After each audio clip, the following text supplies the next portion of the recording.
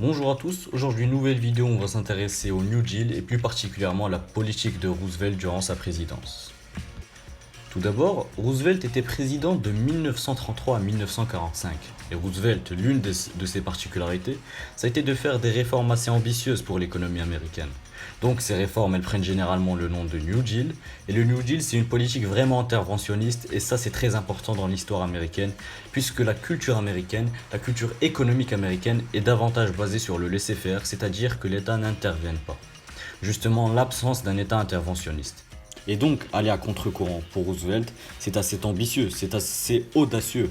Mais vraiment, comme l'économie et plus généralement le monde est en temps de crise économique majeure, c'est nécessaire à cette époque de changer un peu la culture et d'essayer des choses comme ça ambitieuses. Donc cette série de réformes, le New Deal, vont se passer principalement entre 1933 et 1938. Quels sont ses objectifs ?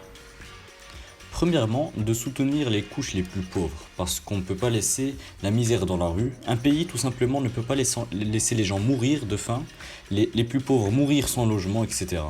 Donc ça, c'est la première chose. Ensuite, il faut réformer les marchés financiers, parce que l'une des raisons pour laquelle la crise de 29 ait pu avoir lieu, c'est qu'il y a eu vraiment une explosion du prix des actions, qui n'était pas du tout liée à une augmentation de l'économie.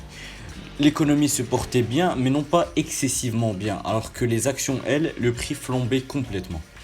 Donc, pour éviter ça à l'avenir, il faut réformer les marchés financiers, établir de nouvelles règles, de nouvelles lois qui permettent justement de limiter le pouvoir des actionnaires et le pouvoir des sociétés, et donc faire en sorte que ça n'arrive plus.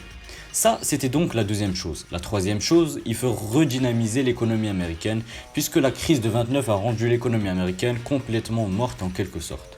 On l'a vu, les gens n'ont plus envie d'acheter, n'ont plus envie de consommer, n'ont plus envie d'investir. Et donc tout ça fait en sorte que l'économie américaine ralentit, voire s'arrête. Il y a beaucoup de licenciements, il y a beaucoup de faillites, et donc c'est très difficile dans ce contexte de relancer l'économie. Donc pour relancer l'économie, l'État va devoir investir énormément dans les entreprises américaines pour faire en sorte que bien que la consommation soit absente, eh bien il y ait quand même des rentrées d'argent et une reprise finalement de l'investissement et de la production dans la société américaine.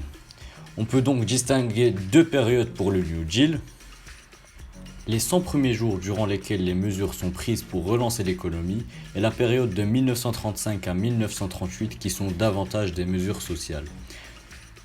L'économie américaine n'est donc pas à son fort, bien qu'il y ait des réformes pour tenter de la soutenir. Donc ces réformes ont un fort coût sur l'économie et ça renforce le déficit public.